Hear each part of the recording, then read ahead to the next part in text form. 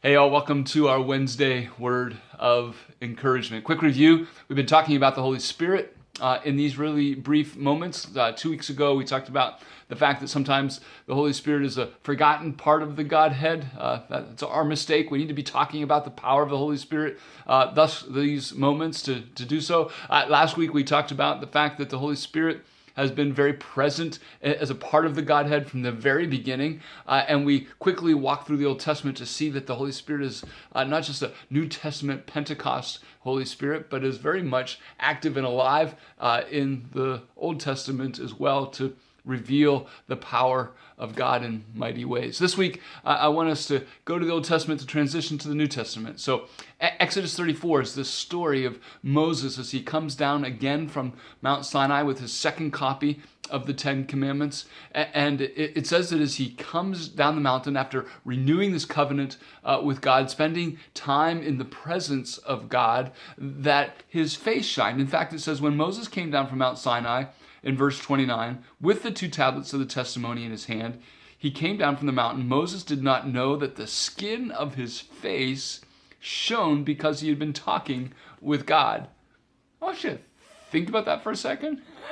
That's an amazing moment, right? Imagine being at the base of the mountain, being one of the Israelites, and seeing Moses come down, and literally his face shined because he was in the presence of God. It says in this text that they were fearful of it. That's an incredible moment, right? So there's a bit of fear. In fact, it says in this text that later Moses would wear a veil on his face when he was with the people so that they wouldn't fear. And then when he was with God, he would remove the veil and the glow would continue. So my dad would call that a holy rip moment, right? That's just an amazing point in biblical history of Moses spending time with God and seeing the power and the presence of God in him, in that his face would shine. Amazing moment, right?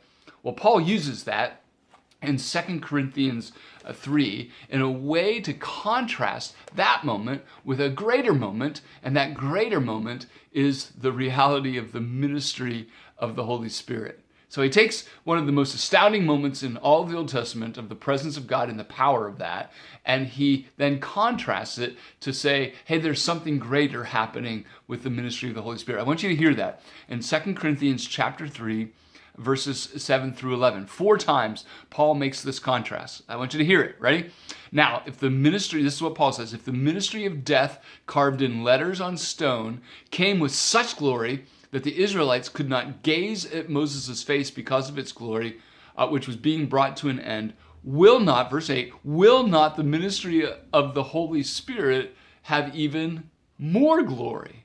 There it is, one time. Second time, for if there was glory in the ministry of condemnation, the ministry of righteousness must far exceed it in glory. Third time, in verse 10, indeed, in this case, what once had glory has come to have no glory at all, because of the glory that surpasses it. And then a fourth time in verse 11, for if what is being brought to an end came with glory, much more will what is permanent have glory. Paul, 4 times, in case you didn't get the first time, you might get it the second time, you get it the second time, you get it the third time, fourth time, 4 times says, hey, this moment in Exodus 34 was indeed glorious, but the ministry of the Holy Spirit far surpasses it. If that's a holy rip moment, think of the reality of the power of the presence of God as he ministers to us through the Holy Spirit. That's Paul's point. Think that's good? This is greater. This is greater. Therefore, and here's our encouragement, right? Therefore, Paul says, have hope. Have hope. Therefore, have hope. And out of that hope, be bold. Be bold. He says in verse 12, since we have such a hope, we are very bold. How can we be bold? Because the ministry of the Holy Spirit is transforming us. And it's making us like Christ.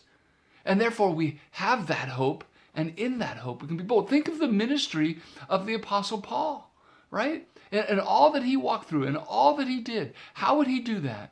He would do that because he was aware of the power of the Spirit of God in him that allowed him to have hope, and out of that hope to be bold.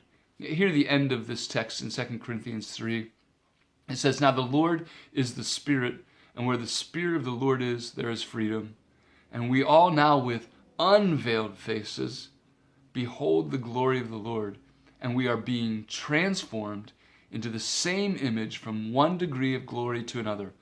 For this comes from the Lord, who is the Spirit." Here's our encouragement. Not just an encouragement to go be bold, but an encouragement that to know that we are being transformed, changed by the Spirit of God to be more like Christ, more into the image of Christ, that we have the confidence that we might be bold out of the hope that we have of God's presence and his power in us.